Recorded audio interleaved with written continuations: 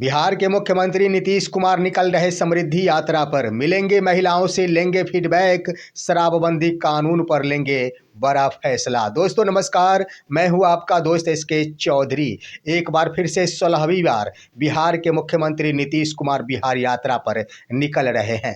दोस्तों इस यात्रा का नाम समृद्धि यात्रा रखा गया है और यह यात्रा खरमास बाद यानी मकर संक्रांति के तुरंत बाद प्रारंभ कर दी जाएगी। लेकिन इसी बीच बड़ी खबर यह है कि इस यात्रा के दरमियान माननीय मुख्यमंत्री श्री नीतीश कुमार की ओर से यह योजना तैयार की गई है कि वो महिलाओं से, ज़्यादातर महिलाओं से मिलेंगे और ख़ास तौर पर फीडबैक लेंगे। फीडबैक के क्रम में खबर आ रही है कि शराबबंदी पर वो फैसला ले सकते हैं। क्या फैसला लेंगे, साथ ही साथ समृद्धि यात्रा का क्या ब्लूप्रिंट है, आइए आज के इस वीडियो में हम चर्चा करते हैं। लेकिन इससे पहले दोस्तों मैं आपसे गुजारिश यही करूंगा, आप मेरे इस चैनल शौर्या हिंदी न्यूज़ को जरूर सब्सक्राइब कर लेंगे।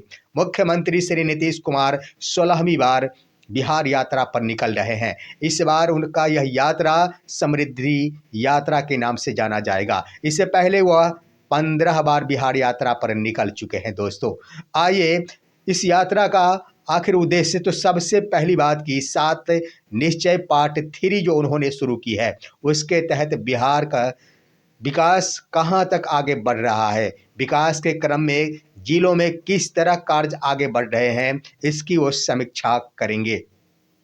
लेकिन आइए सबसे बड़ी बात उनके स्तर से और जो खबर प्राप्त हो रही है उसके अनुसार महिलाओं से मिलने की बात है। नीतीश कुमार अधिकांशतः महिलाओं से मिलना चाहते हैं और महिलाओं से मिलकर उनसे खास तौर पर शराबबंदी कानून पर फीडबैक लेना चाहते हैं।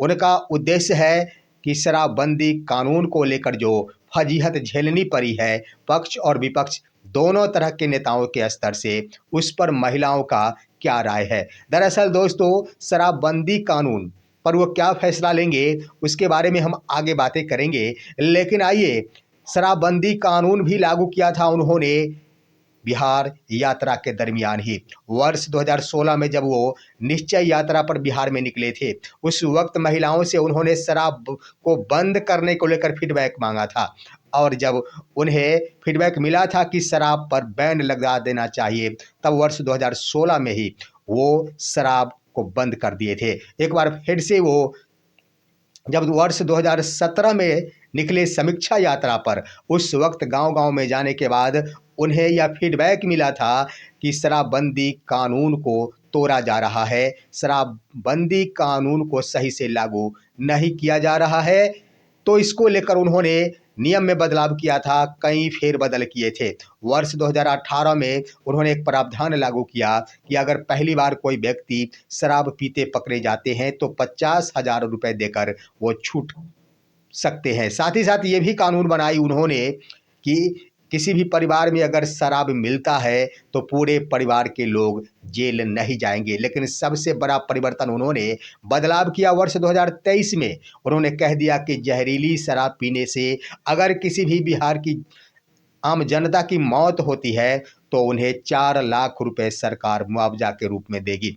उसके बाद से कभी भी शराब के ऊपर कोई नियम में संशोधन नहीं किया गया है। लेकिन इसी बीच विधानसभा चुनाव के दरमियान शराबबंदी कानून को लेकर नीतीश कुमार को घिरना पड़ा है। सबसे पहली बात कि प्रशांत किशोर के द्वारा इसे असफल करार दिया गया कि शराबबंदी कानून पूरी तरह असफल है और गरीब इसमें मारे जा रहे हैं। वहीं पर एनडीए के ही नेता जीतन मांझी के बयानों से तो आप अवगत होंगे ही। उन्होंने तो कई बार कही कि थोड़ी थोड़ी पीनी गुनाह नहीं है, लोग मेहनत करते हैं तो थोड़ा पीना भी जरूरी है। यानी उनके कहने का अर्थ ये था कि शराब को चालू करना चाहिए, थोड़ी थोड़ी पीनी कोई गुनाह नहीं है, गरीबों को मेहनत के लिहाज से पीनी जरूरी होती है। उसके बाद आइए दोस्तों, एनडीए के ही पूर्व केंद्रीय मंत्री आर के सिंह ने भी कहा था कि बिहार में शराबबंदी कानून पूर्ण रूप से फेल है।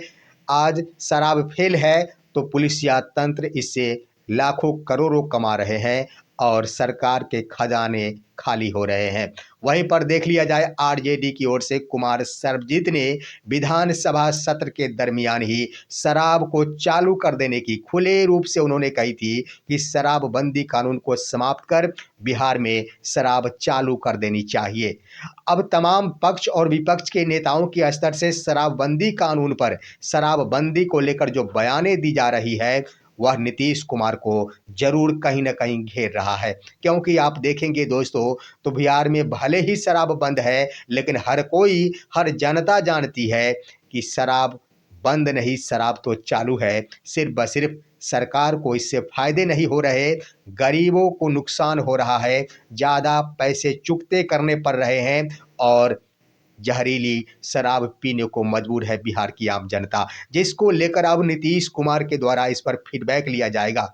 महिलाओं से बातचीत की जा सकेगी कि आखिर शराब जो बंद है उससे नुकसान है या फ़ायदा है, शराब पूरी तरह बंद है क्या, शराब को चालू करना चाहिए क्या, शराब अगर चालू किया जाता है तो इससे क्या नुकसान होगा, क्या फ़ायदा होगा। दोस्तों इसके क्रम में हम कहना चाहेंगे कि विभिन्न तरह की बातें तो मुख्यमंत्री करेंगे महिलाओं से, तो ये भी बात सत्य है कि महिलाएं ये कहेंगी कि शराबबंदी ही रहनी चाहिए, क्योंकि शराब से बहुत ही ज़्यादा नफरत महिलाओं की। लेकिन सबसे बड़ी बात यह है कि महिलाओं के पति आज भी जहरीली शराब पी रहे हैं। इसको लेकर पूरे बिहार की आम जनता, महिला को कह दिया जाए, महिलाएं भी ये बात समझ चुकी है कि शराब बंद नहीं है, शराब चालू है। यहाँ पर फैसला लेने के क्रम में मुख्यमंत्री आखिर कुछ न कुछ जरूर फैसला लेंगे। दोस्तों यहाँ पर मैं बता देना चाहूँगा कि बिहार के विकास को देखते हुए, बिहार का उत्थान हो, बिहार के खजाने भरे, आम जनता, आम गरीब मजदूर जो जहरीली शराब लेकर काल के गाल में समा रहे हैं, एक के बदले 3 रुपए दे रहे हैं, इससे मुक्ति के लिए सरकार को इसमें निश्चित रूप से विचार करते हुए संशोधन करना चाहिए। शराबबंदी को फेरबदल करते हुए शराब को चालू कर देना चाहिए, लेकिन इसमें एक प्रतिबंध भी होना चाहिए। शराबबंदी कानून को समाप्त कर शराब को पूरे बिहार भर में चालू कर देना चाहिए, लेकिन एक बंदिश ये होनी चाहिए कि शराब पीकर कोई अगर कहीं भी पकड़े जाते हैं सड़क पर तो उन पर कठोरतम कार्रवाई की जा सकेगी। यानी कहने का अर्थ है कि शराब तो चालू रहेगा, लेकिन शराब पीकर अगर लोग घर में ही दुबके रहेंगे तो ये बड़ी बात हो जाएगी। तो इससे किसी को नुकसान नहीं हो सकता है, इससे कोई ज़्यादा हानि नहीं। लेकिन अब देखना है कि मुख्यमंत्री को क्या फीडबैक महिलाओं के स्तर से प्राप्त होते हैं, यह तो देखना दिलचस्प होगा। फिलहाल खरमास बाद की यह यात्रा आम लोगों के लिए जो खास तौर पर इंतजार शराबबंदी कानून समाप्त करने को लेकर है, उनके लिए एक बड़ी खबर होगी। इस पर आप क्या कहेंगे? आप अपनी राय कमेंट के माध्यम से दीजिए कि बिहार में शराब चालू करना चाहिए या फिर नहीं। हमारे इस वीडियो को ज़्यादा से ज़्यादा लाइक और शेयर कीजिए और अब दीजिए अपने दोस्त को इजाज़त। हम फिर मिलेंगे आपसे अगले वीडियो में, तब तक के लिए नमस्कार।